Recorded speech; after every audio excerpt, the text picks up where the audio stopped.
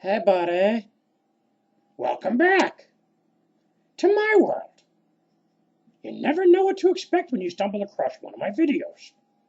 Just like I never know what to expect when I read mail from you guys. Sometimes I laugh. Sometimes I get a little hot under the collar. And sometimes I shed a tear or two. Or several.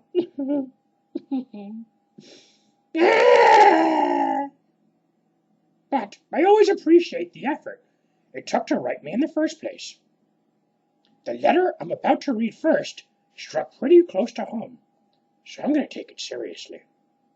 That means, once again, a G-rated video. If the prospect of that bores or disappoints you, I promise you more profanity in the future. If that means I get fewer views for this video, so be it. Dear Angry, how are you? I've been dying to give people advice on YouTube, just like you do.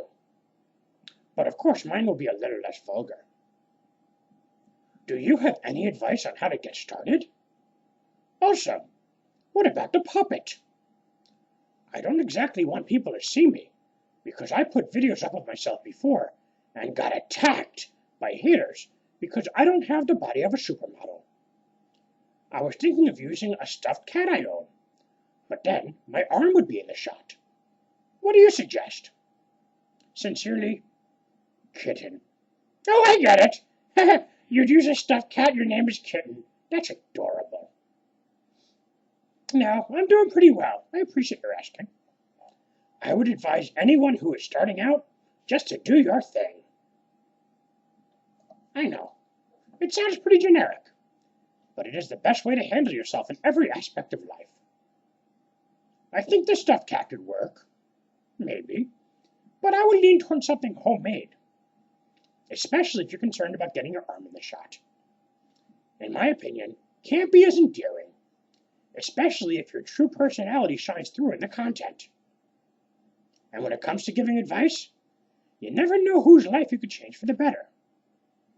As far as gaining a following, be patient. Don't sell out your values or style to get more views. It is much better to have 5 subscribers who appreciate the real you than 1,000 who have no clue who you are truly made of. And by who I mean what. And by what I mean, I'm dumb sometimes.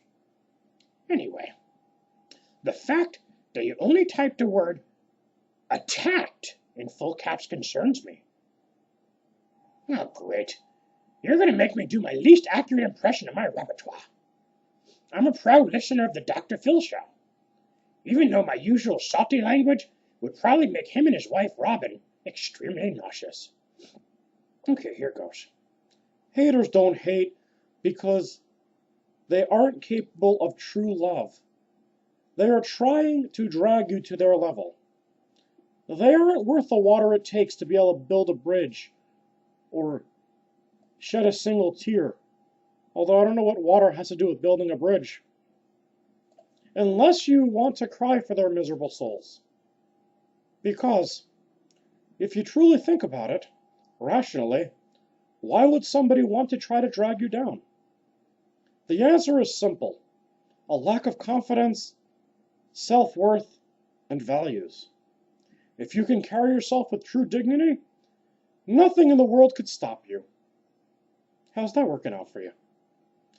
Ever wonder how some gorgeous people are walking hand in hand with some that are considerably overweight or really not the best looking? Once you realize how beautiful you are, others can't help but notice it well. Give it a shot. I want you to get excited about your life. Ugh, that was an awful impersonation. Hopefully, if you are somebody who judges someone based solely on their weight, clothing, skin color, or anything else external, you will learn to be less shallow after hearing my advice. Think of how much you are limiting yourself by shutting people who don't meet your so-called standards out. You may wind up shunning your future soulmate and wind up marrying a stunningly attractive, miserable wretch. The most popular kid in high school often regrets the steps taken in order to achieve the status later in life. Then again, there are several who live their entire lives with that mindset, which is why so many people will never know the true meaning of happiness. What the heck? I have time for another one. Dear Angry, think me and my boyfriend are growing away from each other. Since you're married, do you have any ideas on how we could fix our relation? From a pretty face. Let me think about it.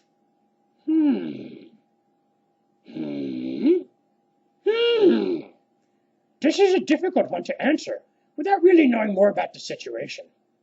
Do you guys argue more than before? Or do you just not communicate at all? Every relationship gets stale after a while.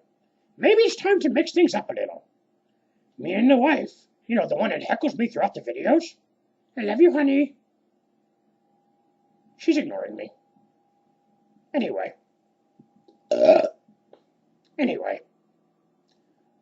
during our first month or few months of our marriage, we were really hitting a rocky point. We both did a few things that...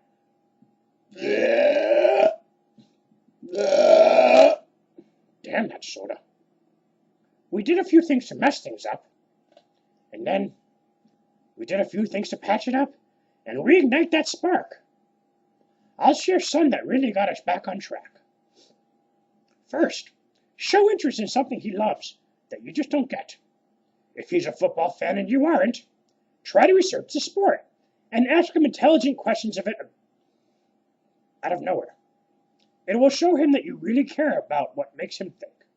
And by think, I mean tick. I remember my wife used to love the soap opera Passions, which I used to mock her mercilessly about.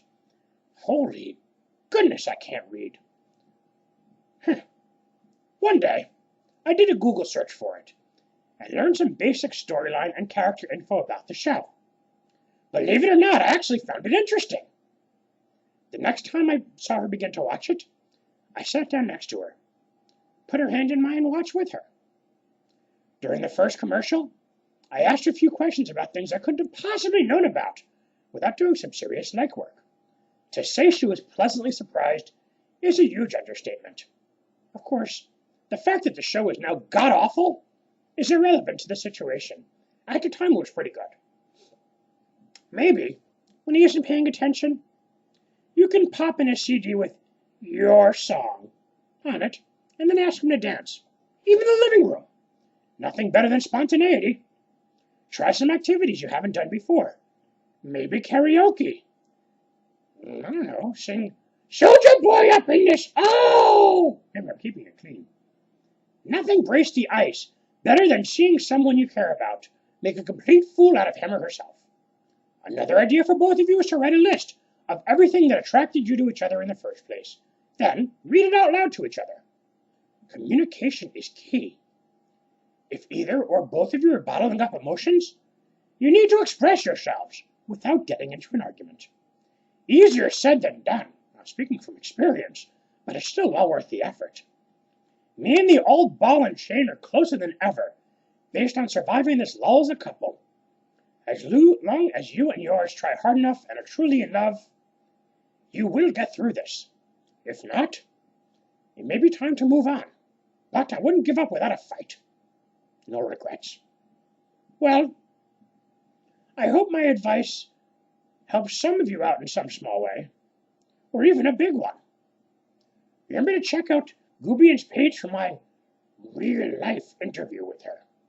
Part 1, about 10 minutes long if you have some time. Thanks for watching, and have a great weekend. Love you guys.